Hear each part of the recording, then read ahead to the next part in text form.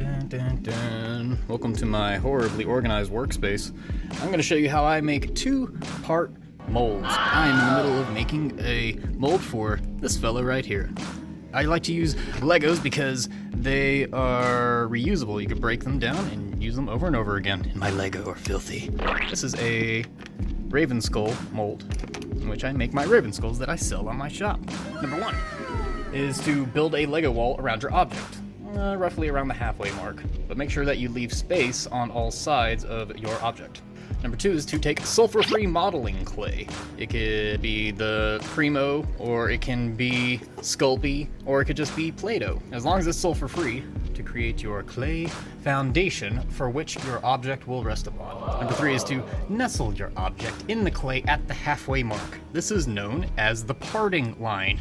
Just about every object that's made with a two-part mold has a parting line. Whenever you do this, you're really going to want to take your time to refine this edge up along your object and make sure that it is as smooth as possible.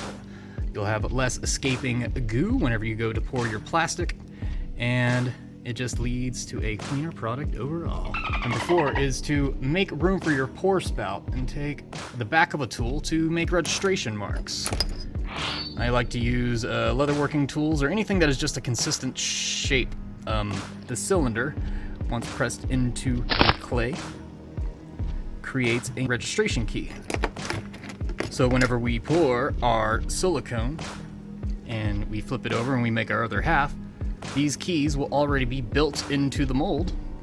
So whenever your mold is pressed together, the two halves fit together nicely. And also make room for your pour spout. Keep in mind where you're going to be pouring your plastic from.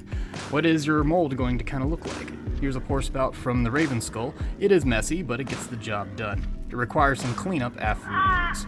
This is a rather complex shape, and its pour spout's going to be somewhere along his butt. So all of the stuff will fill up, and hopefully not to lead to many air bubbles.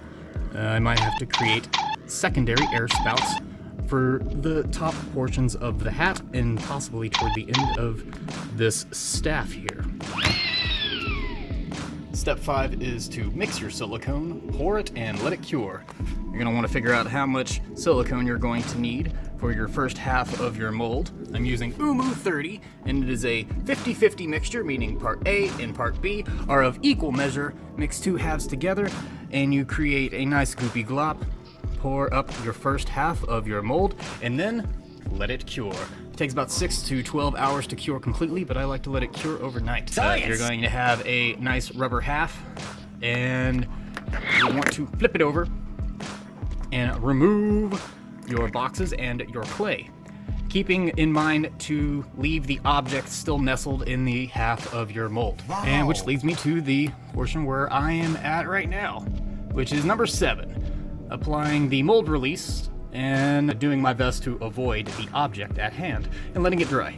I'm using a liquid, Alumnite rubber mold release. I'm going to be taking a paintbrush and painting it on all the purple parts, doing my best to avoid the object itself. If I hit the object, it might interact with the silicone half while it cures, and I might not get as much detail as I want. Bruh. Number 8, build up your Lego wall slightly taller than the half of what the mold is going to be.